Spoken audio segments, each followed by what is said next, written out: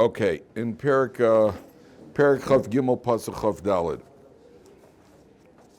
23:24 in Balak, 23:24, and it says like this, page 868. And anybody who's interested in purchasing how to run a Shabbos table, which is a way to keep people at the Shabbos table interested. This is not a Kiruv booklet. This is for families that are, especially with teenagers, to try to keep them interested in the Shabbos table. This is available if anybody wants to purchase it at Dovid B. Kaplan, B as in baseball, basketball, badminton, and busted bridges in Baltimore. So you can pay PayPal. This is $14 on PayPal if anybody's interested. Is it appropriate for kids who run the Shabbos table when their parents are not so from? It's appropriate for anybody. This is a skula. Anybody who has purchased this has only seen tremendous blessing in their life.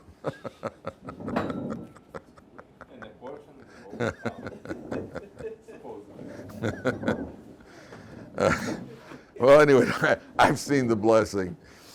Okay, 868. I want to finish Balak today. A couple of crucial points. So here, Bilaam is giving the blessing. Page 868. Everybody should take a chumash. Everybody should have a chumash. You can follow inside.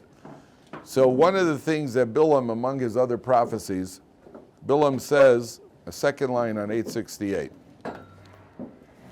Bilaam says, Jasper, I think, move over just to your right a little bit. Yeah. So Bilaam says, Henam kilavi yakum, a nation that rises like a lioness, v'cha'arin yisnasa, and it rises up like a lion. How does he translate it?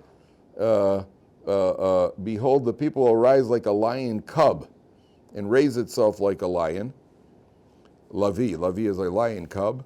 Lo yishkav ad yochal teref, he does not lie down till he consumes the kill. V'dam chalalim yishtei, drinks the blood of the victims. Now, take a look at Rashi. Rashi is the right column, right in the middle of the right column, about 9 lines down. It says, Heinam kilavi Yakub, kishehein omdin mishenasam b'shachris. Everybody see that? Right column, 9 lines down. When they rise up from their sleep in the morning, hein misgabrim kilaviu ke'ari, they strengthen themselves like a young cub, a lion cub and a lion, lachtof es ha-mitzvahs, to grab the mitzvahs. Luvosh talis, to wear a talis, v'likro es shema, v'lanech tefillin, to go read shema and to put on tefillin. So, I mean, between me and you, getting up in the morning is tough. And, you rise like a lion. By the way, you're not supposed to wake up and jump up. The Gemara says you don't wake up and jump up out of bed. You give yourself a little time. And what's interesting is that in the medical world, they have determined that when you wake up, you should lie there for 12 seconds. 12 seconds to give yourself a chance to get oriented and then get up. Now watch this. When we wake up, what do we say? Modeh ani lefanecha melech chai v'kayam shechazarta bi nishmasi b'chemla rabba emunasecha. What a coincidence. 12 words we say. And medically, they found 12 seconds. You say 12 seconds to wake up. Getting up is always hard. Once you're up, do you feel that it takes or listen, you got to go put on a tallis and fill in. Do you feel like it takes the strength of a lion to go put on a tallis? I mean, once I'm up, I'm up. You have a cup of coffee, do whatever your addictions are, and you're good to go. Well, I need the strength of a lion. So why did that's a pretty dramatic way of talking about what we're doing. Okay, to get up, you need the strength of a lion, especially if you went to sleep at 4:30 in the morning after getting toasted the night before. But assuming that you're a normal person, well, that is a normal person. Assuming you're not a normal person, and you went to sleep at 11:30 the night before or at 12 o'clock the night before, and you got yourself 6 or 7 hours sleep like a normal or a not normal person, you get up in the morning. It's not that you get up and you're fresh. So why is it going to be strong like a lion? What is strong like a lion to do the mitzvahs? The answer is that this is coming from Bilaam's perspective. That means, and this is extremely important to understand the people on the outside looking in, those who are not yet religious. We're going to get them all, by the way. But those who are not yet religious, they look at us and say, wow, it's so hard. I mean, it's so hard. I mean, you got to do this and you can't do that. And you got to, how do you remember all that stuff? Right? Isn't that a normal question? You can't pull a cucumber out of your salad on Shabbos, and you can't turn on a light switch, and you have to put on tefillin and to shake a lulav. Well, how do you remember all that stuff? The answer is, yeah, it's so difficult to remember once you've been doing it. Once you've been doing it, you get into a routine like everything else. Kids from the earliest age in a frum home, you're being raised that way. This is one of the things you do. You get up in the morning and you wash your hands 3 times. It's very normal. And then you go into the kitchen and you make a bracha, and you go to bed, you make a bracha. It's not that difficult to remember. It becomes a habit from the earliest age. And you don't talk bad about people, and you don't eat pork. It's not that difficult to remember. It's just something that you do. Anything in any area of life. What is it? How does a lawyer remember all the law? Well, you're involved with that, so you're doing it. From the outside, it looks like it's challenging. From the inside, when you've been doing it, I mean, I can't think of anybody, sometimes I think, your average non-Jew, he's got to get to work, let's say at 9 o'clock in the morning. What time does he have to get up? 8, maybe 8:30, depending on where you work. Get up at 8, take a shower, get into your car. While you're in your car, you have a shave and a donut and a cup of coffee, and you're good to go. You go to work. Hey, average Jew, you got to wake up 2.5 hours. I got to get up in the morning. I got to learn a little bit before davening. Then I got to daven, and then after davening, I got to eat, and I got to bench. I got to, until I get to work. I've been up half a day already. But there's no way, we wouldn't think of it any other way. That's just the way we live. I told you, when you go traveling, what's the first thing you pack? It's the first thing you pack. Fill in. First thing. It's the last thing I pack. I got to put it on top of everything. Okay, right, but it goes, right, that's true, but it's the first thing that I put, you're right, I do put it, the first thing that I put out that I take off the shelf and put near my suitcases, then I'll determine later in. But the first thing, tefillin. And if I take my tefillin, I got to take a sitter. And I also have to have a chumash. Right, I got to be, and I have to have a Gemara. Right, I'm learning Daf Yomi, right? And you have to have, so by the time you pack up, you got 2 suitcases, your religious suitcase and your clothing. You have your but this is normal for us. It's all perfectly normal. It's not, there's nothing strange about it. But the guy looking in from the outside, he's looking and said, my goodness, how do you survive all this, all these requirements? That's why he says you look like you got, for a Bilaam, it looks like we got to strengthen ourselves like a lion. And for us, that's second nature. The first thing you do is you go to shul. It's not even a question. When 2 Jews meet, when 2 frum Jews meet, first you play a little Jewish geography, right? Oh, do you know him? Do you know my cousin? Where are you from? Cleveland? Oh, do you know that rabbi? Oh, that rabbi? I know his sister-in-law lives down the block. That's okay. So we got that out of the way. The next question is, which shul do you daven at? Where do you daven on Shabbos? Nobody says to, I've never heard a frum Jew say to another frum Jew, do you daven on Shabbos? I've never heard that in a conversation. I've never heard anybody say, do you daven? I've heard you say, where do you daven? Because it's assumed you're going to daven. Anybody who doesn't daven? Nobody says, do you eat chont? It's assumed you're going to eat chont. Nobody says, yeah, right? Oh, yeah, right, okay, yeah, Israel, all vegetarians notwithstanding, They make vegetarian chont.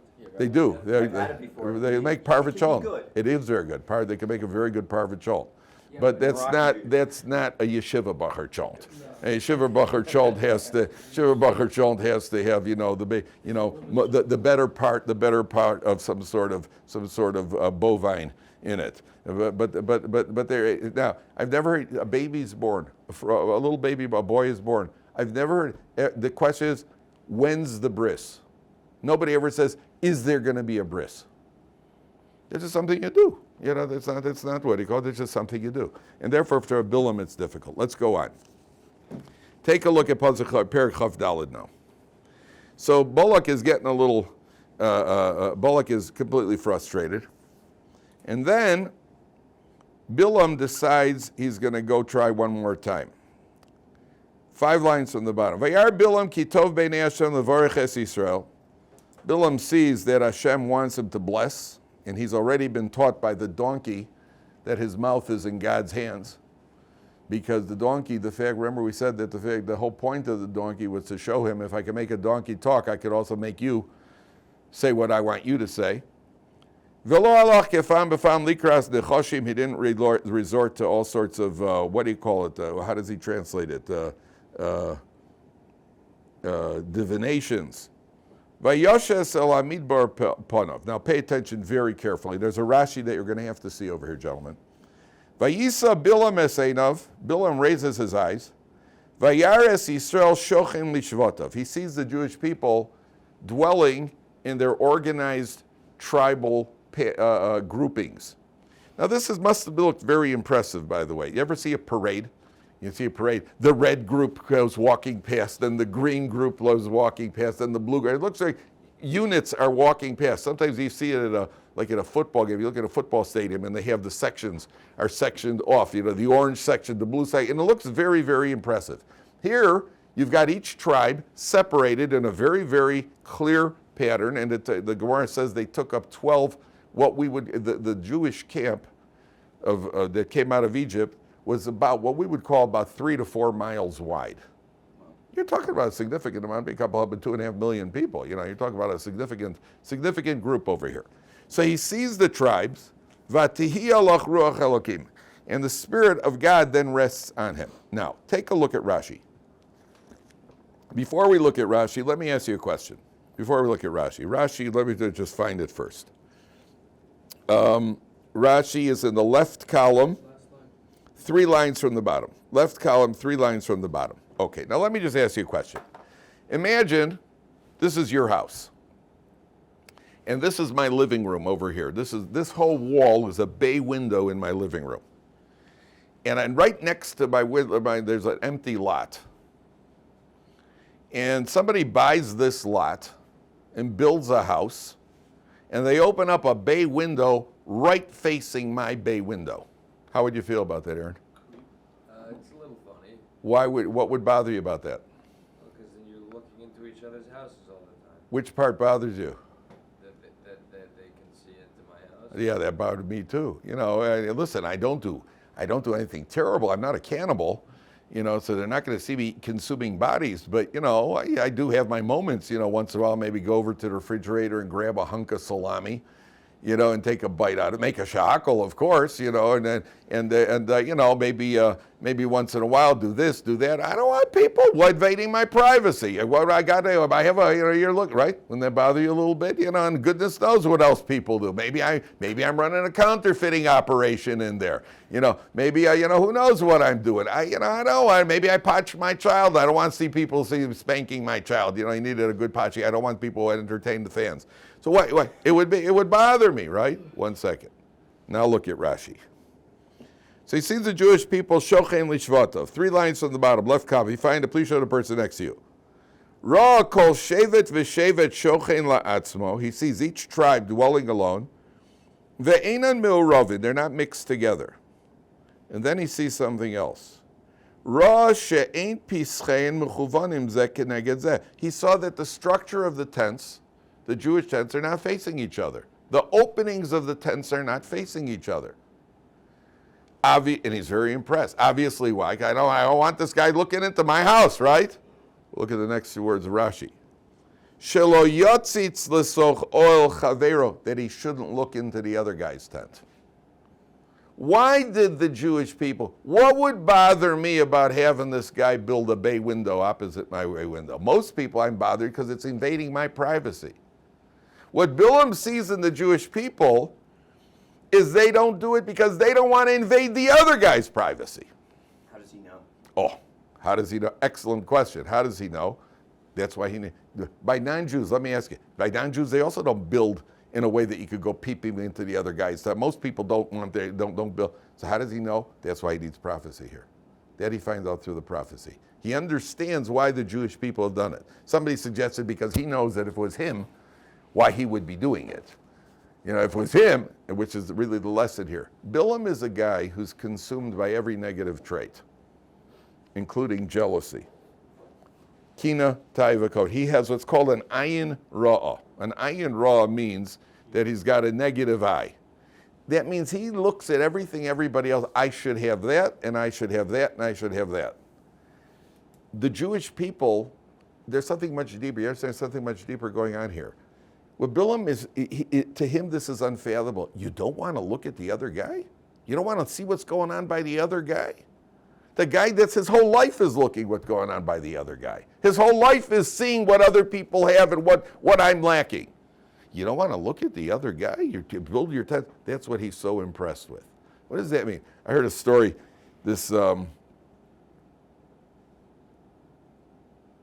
donkey and a dog. They live on a farm. So the donkey's upset. Donkey works all day long. He's schlepping things. He's out in the field. The donkey's working all day long. And at the end of the day, they put him in the barn with some hay and some water and close him up in the barn. The dog, he's in the house doing basically nothing, wagging his tail. He gets meat. He gets what? He gets to sit on the couch. They treat him like a king. So one day the donkey comes over to the dog. He says, hey, what's up with this, bro? This gets a bro, doesn't it? Yeah, what's up with that? What's up, bro? You know, well, I'm working like a donkey, and at the end of the day, I get hay and I get water. You're a dog. You do nothing all day. You sit around. You're getting fat, and all that's happening is that at the end of the day, they give you meat. They give you, what's your secret? So the dog says, you don't understand. See, I know how to put on a good show. So when my master comes home, I jump up like I'm excited, you know, I jump on him and I lick him and what do you call it? Everybody, you know, they just love me. You know, once in a while I give a friendly bark, everybody loves me. So Don, he says, try that, maybe that'll help you. Okay, so the next day, the owner comes to the barn. So the donkey jumps him, knocks him down, starts licking him. The guy starts screaming for help. The farm hands come, they start beating the donkey with sticks. You know, they put him in the barn. There's no hay and no water for you tonight. You're getting punished. And donkey, what went wrong over here? The answer is, you're looking at somebody else. That's the problem. You have your role and you have your task in life. That's why this is not only on a material, physical level, this is also on a spiritual level. Why are you looking at what the other guy's doing? Why are you looking at how he's serving God? Why are you looking at what he's got in his house? Think about what you've got. That's what a Bilaam can't fathom. It's unimaginable to him. How could anybody live like this? How could anybody live without being thinking about other people? That's why they say, there's a pasuk in Mishlei, Shlomo HaMelech says, I have seen all of man's toil and striving, and the motivator is the hikinas ish mere'ehu. The motivator is jealousy. That's what motivates people. If it's a fact that if somebody on the block builds a new railing on their front porch, within a short time somebody else is going to build a new railing. And eventually the whole block's going to have new railings. Why? Because one clown did it, so everybody's going to do it. Because when Mrs. Goldman has a new railing built, so Mrs. Cohen's going to come home and she's going to say to her husband, you know, Harold, did you see that the Goldman's got a new railing over there? Well, that's just great, Marla. You know, that's good for them. You know, but next thing you know, they're going to have a new railing. That's the way it works. And then when two of them have it, no. It's going to catch on. It's going to catch on. Nobody's going to get derailed. Yeah, sorry. With mitzvahs, the Rambam says that good question. The Rambam says it is the nature of a person to be affected by his surroundings. And I've seen this. I've seen a guy who lives in Nowheresville, comes to live in Israel, where all everybody does around him is go to a Daf Yomi Shir. Next thing you know, he's going to a Daf Yomi Shir. All the other men go to Daf Yomi Shir. That's what you do. You go to Daf Yomi Shir. Everybody does this. Everybody does. People are affected by their surroundings. People like to think they're not, but they are. People are affected by their surroundings. I knew a guy who was a doctor, medical doctor in his community in America. He was considered a big wig. He came to live in Israel. I was actually learning Yeshivat Ohr Somayach for a while. He started learning Yerideh for Smicha. So I overheard a guy came over to him and he said to him, "Well, you're learning to be a rabbi?" So he said, "Yeah, around here, if you're not a rabbi, you're a nobody." He's affected by his surroundings. He wants to feel that he's something. It's not true. It's not true. You don't have to be, if you're a rabbi, you're not. If you're a rabbi, you're nobody. If you're nobody, you're nobody. You're nobody. Nobody thinks because you're a rabbi. They have to be a rabbi. But he thinks so. And people are affected by their surroundings. You see that all the time. And kids are certainly affected by their friends, by their neighbors, for sure.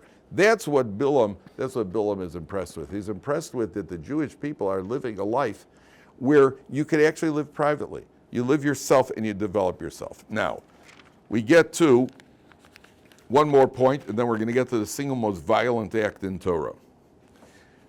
Bottom line, Vayisamish alo vayomar. He raises up. He makes his declaration. I think he translates a parable. How does the article translate it?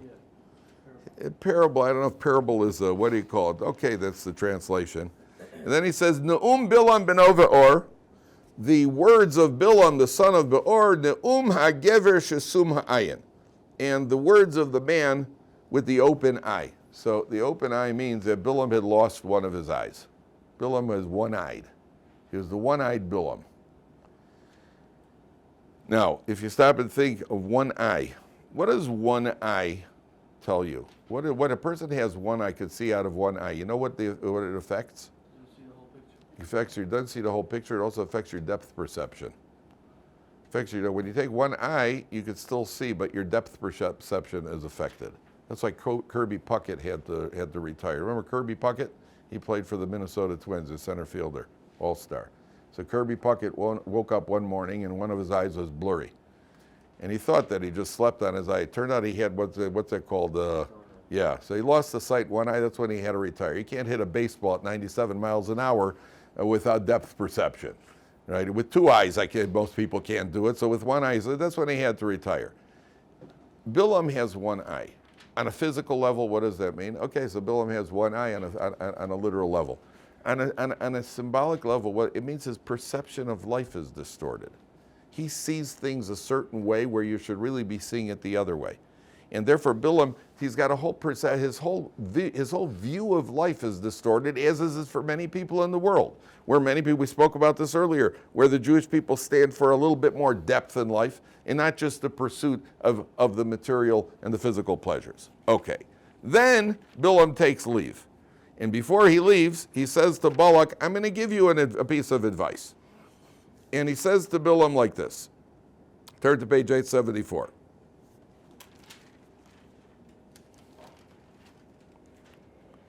So Bilaam says to Balak, look, the Jewish people, the God of the Jewish people hates immorality. There's actually, take a look at, take a look, 872, I'll show you in Rashi. Page 872, Pasuk 14. Second line from the top. Ve'ata hineni holech le'ami. 872, second line from the top. Ve'ata hineni holech le'ami, I'm going back to my nation. L'cha iyatzcha, let me give you a piece of advice.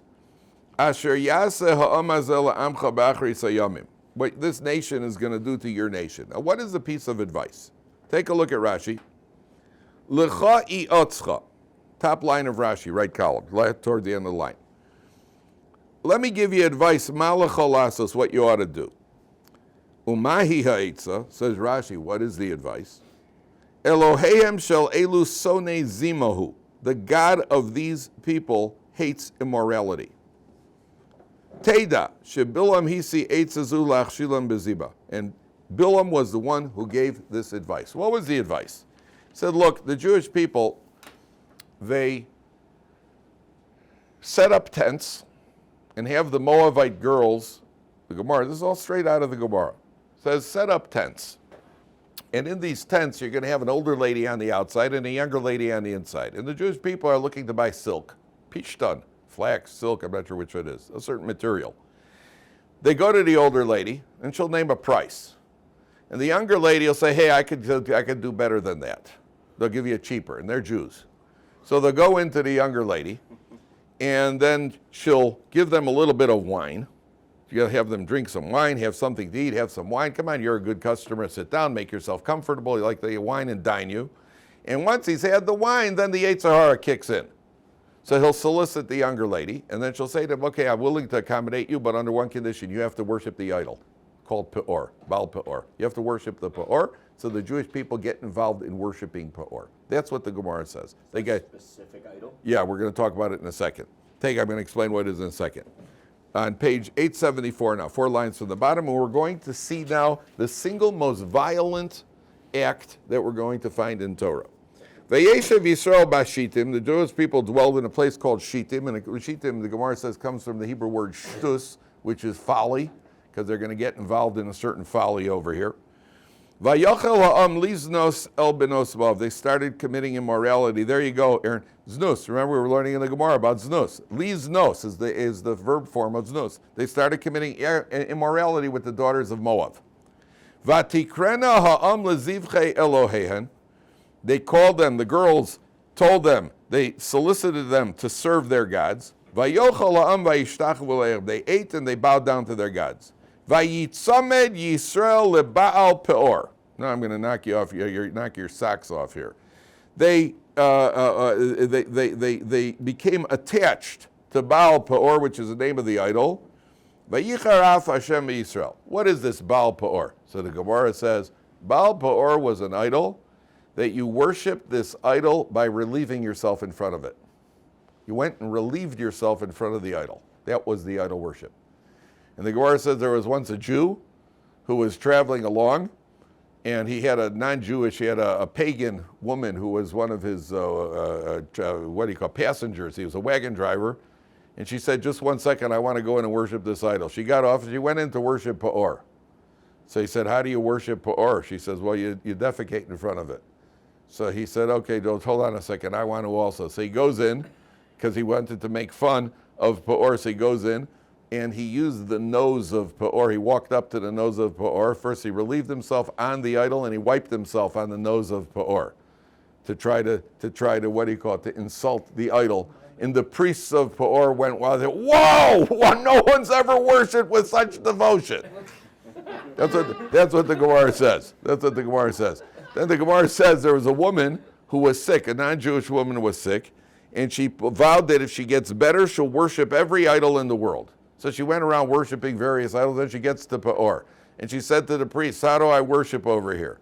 She said, well, you eat some turnips, and then you drink some beer to loosen you up, and then you go and you relieve yourself in front of the idol. She said, I'd rather die than worship like that. She refused to do it.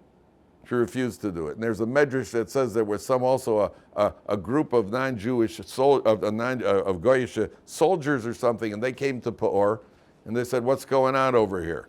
And they said, well, this is our idol, and this is how we worship, and they started beating them up. You said, you lowlifes, what kind of nonsense is that? You got no self-respect at all? These were one pagan group against another pagan group. That's how you worship? You know good things. They started beating them with sticks. That's what the medrash says. And yet the Jewish people got involved with Peor. What is the symbolism of Peor? What is the symbolism?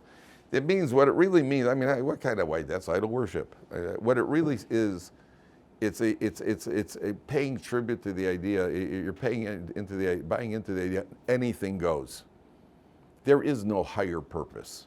There's no higher purpose in life. That's really what it's all about. There's no higher purpose.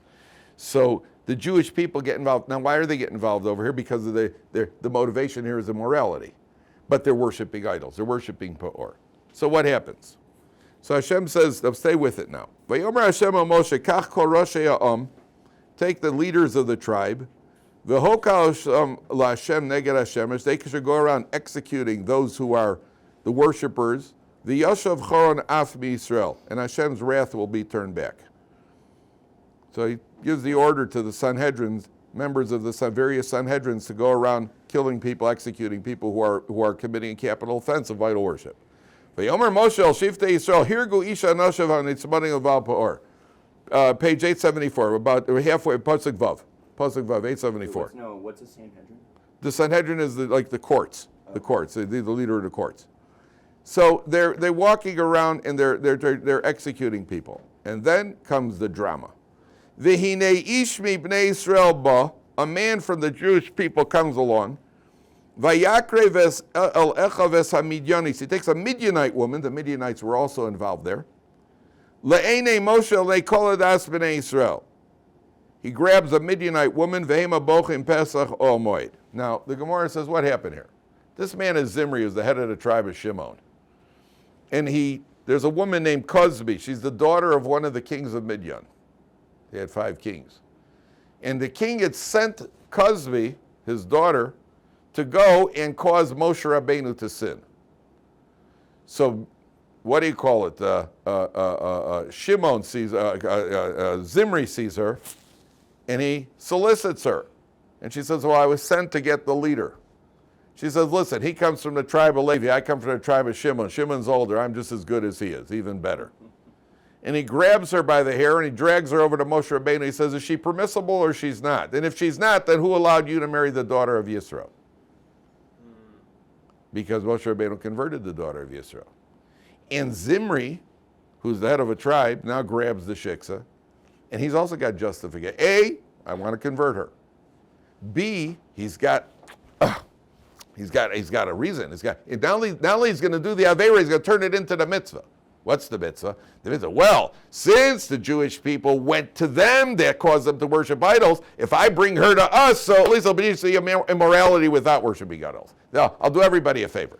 We'll do it this way, the kosher way, which means he's compromising. Halacha is not ours to compromise. Torah is not, no compromises. You do it or you don't do it. Don't go making deals with the Torah. Can't make deals with the Torah. It's usher, mutter. Don't go start making deals. You can't make deals. The Rabbanan in the Gemara can make a takana. You can't go making deals. So what happens? Vayar Pinchas ben Elot. Now, so he takes her and he goes into a tent. They're not discussing philosophy. And he takes her into a tent. Vayar Pinchas ben Elazar ben Aaron HaKohen. Pinchas, the son of Elazar, the son of Aaron HaKohen, who was the grandson of the man, the biggest peace-loving person in Klal Yisrael. Aaron's the man of peace. He's got a tradition in the family. Pinchas has a tradition in the family of peace, of chasing peace, being Rodef Shalom. Vayaka mitocha eda, he stands up out of the crowd. Vayikach romach biyado, he takes a spear. And you notice that the word romach, spear, is Reish Mem Ches is 248. There are 248 prohibitions in the Torah. 248 positive commands, 365 negative commands. Zibri has tried to limit it down to 247. And Ramach means they're 248. They're 248. We're not shaving anything off the total. Vayavo achar ish Yisrael el hakuba. He enters the tent. Vayidkor es shneim. He stabs both of them.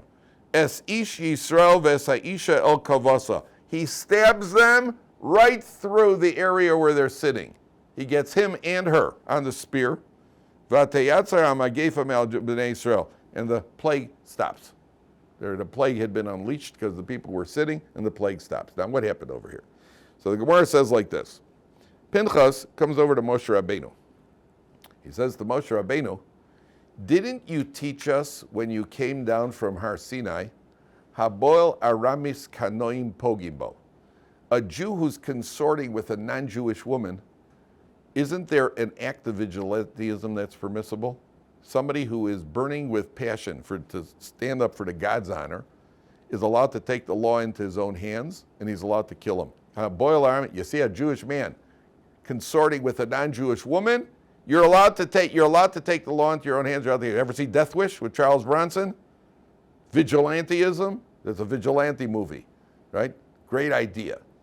Pinchas says, didn't you teach us that you're allowed to take the law into your own hands? Moshe Rabbeinu said to him, Karaina de igrasa iu dahavi parvanka. The one who brings the one who delivers the message, he's cast to carry out the contents. The guy who brings the mail, you brought the letter, carry out the contents of it. That means you thought of it, you have to do it. It's a halacha ve'in morim kain. Beis Din can't tell you, go ahead and kill them. If you see it, you're allowed to do it. By the way, can't do it today. We don't have any vigilantism today because no one is burning with passion for 100% to do it. It means if 1% of you, 99% is because God's name is being desecrated, and 1% is because the guy's a White Sox fan, not good enough. You can't kill him. You're not allowed to do it. It's got to be, or the guy owes you money. 1% of it, it's got to be 100%, which nobody nowadays has. 100% that you want to That it's to stand up for God's honor. Oh, okay, fine. And if there's any mixture in there of any sort of ulterior motivation you're not allowed to do, then you're a murderer. So what did Pinchas do? Pinchas takes his spear and he removes the blade. So he's walking along on a stick. And he gets to the tent where the Zimri's cronies are outside the tent. And Pinchas says, hey, where did we ever find that the tribe of Shimon is holier than the tribe of Levi? He's from the tribe of Levi. I also want to go in there. So the people from Shimon got all excited and says, wow, he's also interested. The Frumies are joining us. Even the Frumies, the Prushim, the Frumies want to get involved. Great. So they let Pinchas in. He goes into the tent, attaches the spear, kajoing. Now, the Gemara says, if Zimri would have stopped what he was doing, the instant he stopped, if he would have separated himself from the woman, and Pinchas would kill him, he'd be a murderer. You're not allowed to do that. It has to be in 100% during the act. And if Zimri would turn over and kill Pinchas, he'd be free, because Pinchas is a pursuer. There's only one circumstances where it's permissible, and that's if it's while the Aveira is taking place. So Pinchas attaches the spear, he goes in and he kills them, and the Gemara says 6 miracles were done. Number 1, he picked them up on the spear, they were still alive. And he walked out with them, and the doorpost went up. The doorpost miraculously was raised up, the lintel. The lintel got higher so he could get them out, and he paraded them around the Jewish camp. That's pretty awkward, isn't it? He paraded them around the Jewish camp in order to show everybody that there was a reason for killing them, and they didn't slip off the spear. So Pinchas kills him. He kills him. It's an act. It's called kanoim pogibo. Can't do it nowadays. I don't want to read about anybody in the paper. You don't go get yourself arrested. Kaplan said, nowadays we can't do it. Number 1. Number 2, we'd run out of spears. But Pinchas is, now, look what. With the spear? No, it could be with anything you want. It happened to be in this particular case. He spears him. No. Is much more effective. Now, what's that? Now, you notice that Pinchas is a grandson of, what, a gun is more effective. Pinchas is a grandson of Aaron HaKohen. He's what they would call now, he's a pacifist. He's a liberal. Right? No, he's not a liberal. He's not a liberal. He's a person who does what Hashem wants at whatever time it's meant to be done. Pinchas comes over. Now, listen to his strategy.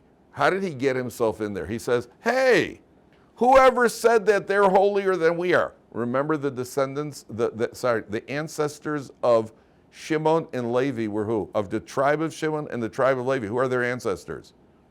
Who are their ancestors? Shimon and Levi. And what did Shimon and Levi do? When Dinah was violated, they went in and trashed the whole city because they violated her with an act of immorality. Oh, so Pinchas comes over, he says, hey, listen, his ancestor and my ancestor, they were all against immorality. So if it's allowed for him, and it must be okay, because the last guy in the world who would go against his grandfather or great-grandfather is Zimri. So if he could do it, I could do it. That's how he manages to penetrate and get in. And then he takes the spear and he kills them. This becomes the thing that saves the Jewish people. Now, there's a very big lesson here. Look what Pinchas, let me ask you a question. Pinchas comes over to Moshe Rabbeinu and he says, didn't you teach us when you came down from Har Sinai that if somebody's doing this Aveira, you could take the law in your own hand and kill him? And Moshe Rabbeinu says, well, you thought of it, you do it. Moshe Rabbeinu didn't do it. Why didn't Moshe Rabbeinu do it? Why didn't Moshe Rabbeinu do it? He's a leader. He's the leader, so what? Did a lot of other things. They would again rebel against him. What? Why? Rebel against him. Not quite that. Why should they rebel against him and not Pinchas? Moshe Rabbeinu has a problem over here. When Zimri came over, what did he say to Moshe Rabbeinu? Is this one permissible? Or if she's forbidden, so who allowed you to marry your wife? Moshe's still not done. Moshe sounds like if Moshe gets involved, people might think there's a personal vendetta here. Hey, he just insulted me in public. Insulted my wife. He just insulted my wife in public. So Moshe Rabbeinu, I can't do it now. I can't get involved. He just insulted my wife. So Pinchas does it. But you'll notice that Pinchas, this is a rule, gentlemen. If you're ever going to do a mitzvah that involves any sort of drama, like going up and beating up somebody for the sake of Shemai, for Hashem's sake, look what he does first. First thing he does is he checks. If you ever, you know how many times I've been asked over the years, guys have asked me, Rabbi, should we go downtown and beat up missionaries? I'm telling you, I've been asked this so many times. No, the answer is no. But if you have a good idea, before you go and beat up a missionary, if a missionary needs beating up, which we don't do that sort of thing, but before you do any action Judaism, just ask. And if you're excited about doing it, you probably shouldn't be doing it. Ask. Pinchas, I guarantee, do you think that Pinchas was confused about the halacha? He said, hey, Moshe Rabbeinu, you taught us when you came down the mountain, you taught us this halacha. I got news for you. If I was teaching you a halacha about what are we learning at Gittin? I'm teaching you about halacha about, well, if he wrote one kingdom or he didn't write, I understand you might get a little mixed up, or if it's a case of tzaras erva, or why, they're retroactively and the island is, okay, maybe you got something confused. But when Moshe Rabbeinu comes down and says, by the way, if a guy's consorting with a non-Jewish woman, all of a sudden everybody in Shir wakes up. Yeah. Then you can take a spear. Yeah. I don't think there was any confusion over there. So why is Pinchas, what was Pinchas, why did he ask him? The answer is because when it's going to involve something like that, just go double check. And if you need to do it, they'll tell you to do it. And if they tell you not to do it, then don't do it. That's the rule. A guy just asked me this morning after davening. He said, he learns in one yeshiva, and there's in some yeshivas they invite friends over for Shabbos from other yeshivas. They invite friends over. So he asked me, is he allowed to go to another yeshiva? I said, you have to ask him, but I know the policy in this yeshiva. I don't know, I can't speak for other yeshivas, I know policy here.